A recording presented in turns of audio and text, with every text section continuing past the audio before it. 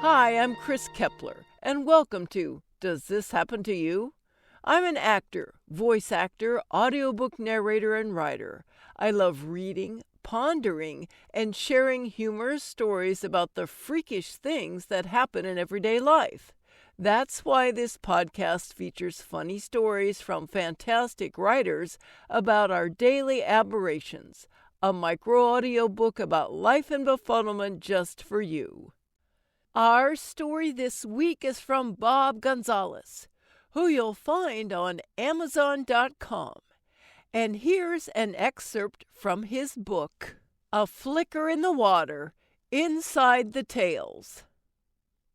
The water was brightly lit, reflecting the tuna's iridescent colors off their elongated muscular bodies as we arrived at sunset.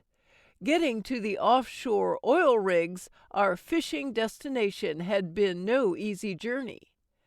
An 8-hour trek through an unpredictable yet calm sea.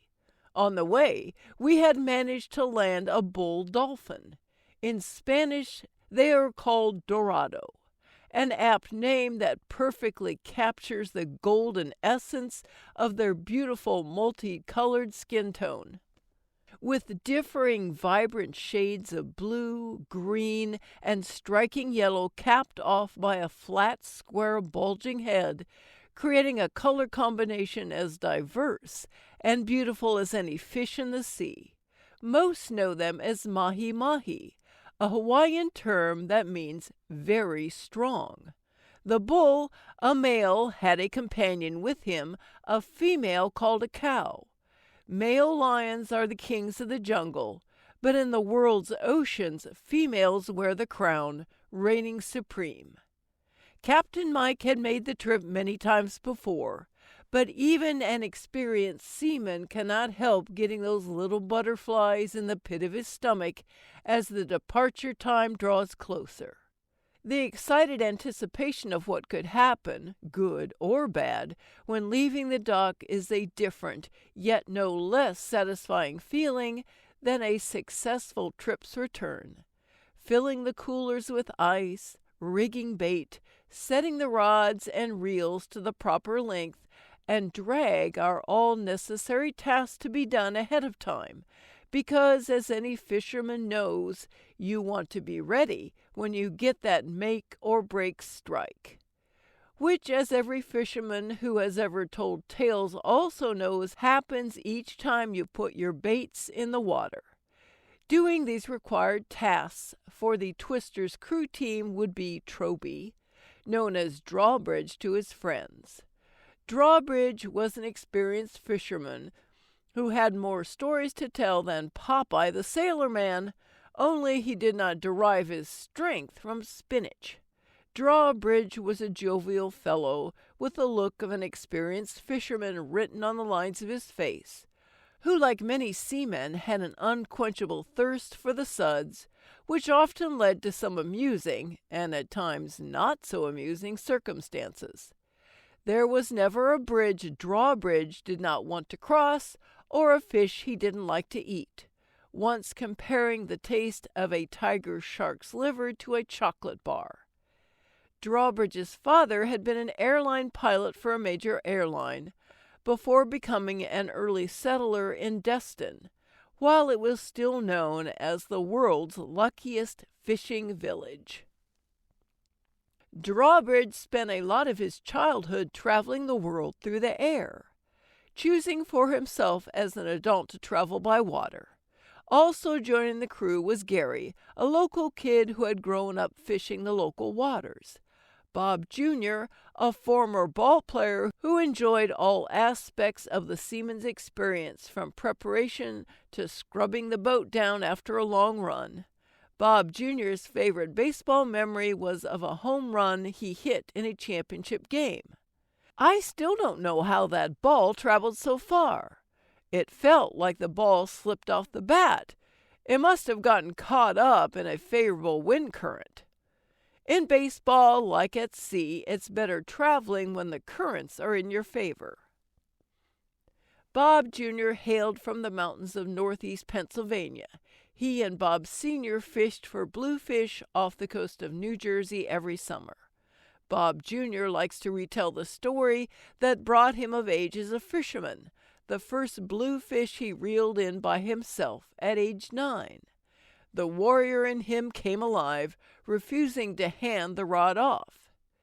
"It was going to be the fish or me," he likes to say. Bob Jr. had taken a renewed special interest, not wanting to call it outright pride, in his gaffing. Line up the gaff to the fish, then give it a quick, short snatch instead of lunging at the fish. He would say, "You won't get them all, but your batting average will definitely improve." His love of gaffing was born out of a near miss of a 100-pound wahoo that had somehow managed to slip off the hook after repeated gaff attempts by others. The shock waves of which felt like a harpoon had lodged itself in his heart, needing to be carefully removed. Bob Sr. was the boat's principal owner. Bob Sr. is not your typical sit-in-the-chair, content to reel in the fish kind of boat owner. Bob Sr. likes to get his hands dirty with everyone else. He once caught a giant albacore tuna off the shores of Barnegat Light, New Jersey, on an old party boat called Doris May that won him the day's pool prize. The pool prize was a potluck all the day's fishermen contributed to before heading out for the day. Barnegat Light was known for their catches of bluefish in the summer and cod in the winter. Bob Sr. had been on such a hot streak of late. He caught a 42-pound red snapper 3 pounds shy of the Florida state record and a 60-pound grouper all within 10 minutes of each other. Having grown up in Cuba, Bob Sr. spent much of his childhood on the ocean. He learned how to swim before he could walk. In the tradition of fishermen of that day, he started fishing with an old-school hand line.